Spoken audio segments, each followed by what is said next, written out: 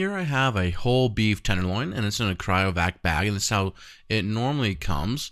And it's been wet aging in this bag for about a couple of weeks now. This is going to make it more tender. And I believe this is a choice beef tenderloin. And so what I'm going to do is I'm going to cut off the end of the bag, and I'm going to make a slit running up the length of the tenderloin. And notice how I leave a little pocket at the end. This is going to collect all the juices that have come out during the wet aging process, keeping my board a little bit more clean. And this is going to kind of show that you know what you're doing and that you have a little bit of a professional touch, because you don't want all those juices spilling out all over your board. Now take your kitchen towel and wipe your board, dab the tenderloin clean, and once you get all those juices off, you're going to be able to look at your tenderloin and notice that there's three distinct pieces. First you have the head, which is right here. Then you have the tenderloin itself, which is covered by silver skin and fat. And then you have the chain, which runs the length of the tenderloin. And it's important when butchering this down to identify and separate those three different pieces. So first you're going to just work with your fingers. And here I'm starting to peel back some of the silver skin and fat. And this is more of a membrane than it is a silver skin or fat.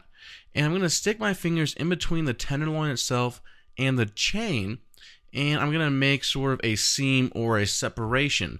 Now, any tough places, you can take your knife and use your knife to make those disconnections, but you really want to make sure that for this most part, you're using your fingers to seam out or to separate the actual tenderloin from the head and the chain itself, because you're going to get a better yield.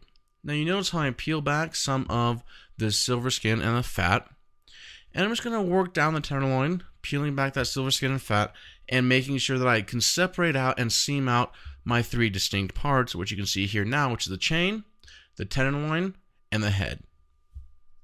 Now your next step is to start to separate out these different pieces, with the tenderloin being most important. So I'm going to flip it around, I'm going to take my knife, I'm going to cut in that seam that I created with the tenderloin and the chain, and I'm going to detach that chain. And if you've done a good job actually making that seam in the first place and breaking it apart, then it's very easy to run your knife along the tenderloin and detach that chain. Now next you want to detach the head, which the side along the tenderloin isn't that bad, but when you start working up towards the top where the tenderloin narrows, where the head attaches, you want to make sure that you're coming in at a bit of an angle, because that's going to give you a better yield on your first fillet that you cut.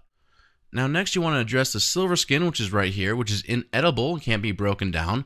And I like to start at the top and work my knife outwards towards the top where the head used to be. And this will make more sense in a second, but first we want to release that out, separate that top piece of silver skin from the top of the fillet itself, or the tenderloin. Now some people like to run their knife along the tenderloin. I like to flip it over, right? And I'm holding on to this piece of silver skin.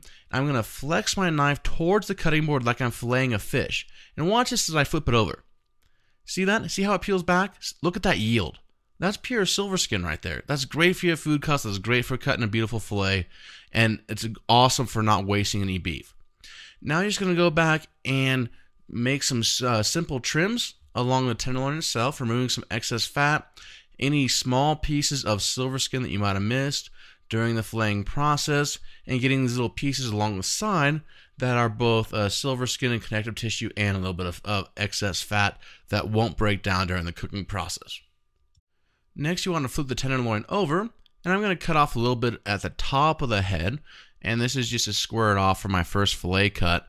And then I'm going to trim down, and right here you can see this excess fat portion that's sort of ribbed, and this is actually what connects the beef tenderloin itself to the rib cage of the animal.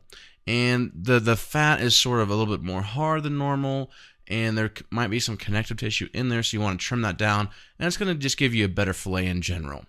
Now once you trim that portion down and you have a nice clean fillet, it's time to do your final cleaning by just checking over the fillet itself, making sure that you didn't miss any fat, and flip it over. It looks good. And then you're going to straighten it out and start portioning your beef tenderloin into fillets of beef.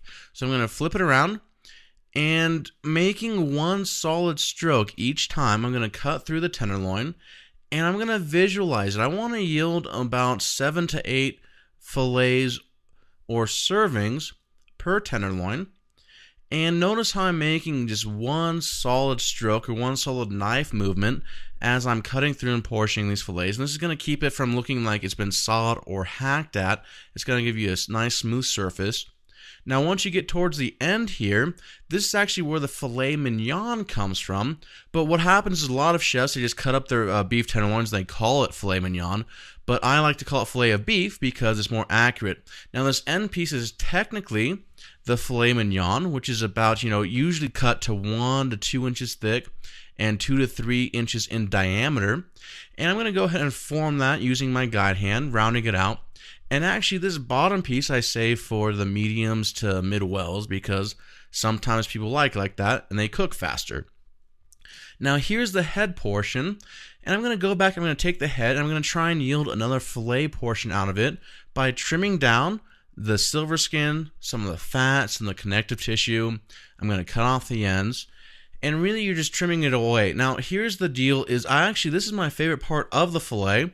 I'm not the biggest fillet fan because while fillets are tender, they don't have a whole lot of flavor, versus the head itself has a little bit more connective tissue, a little bit more character, so I think it has a better texture, better flavor. That's my opinion. If you ask the average person, they're going to tell you they prefer the filet mignon over the head. Now once I get the head nice and trimmed up, I'm going to cut off both ends, kind of just square it out. And then I'm going to take my guide hand, I'm going to sort of apply some pressure towards the board, and I'm going to round it out and turn it into another fillet portion. Now I'll either serve that to a VIP or I'll hang on to it for staff meal.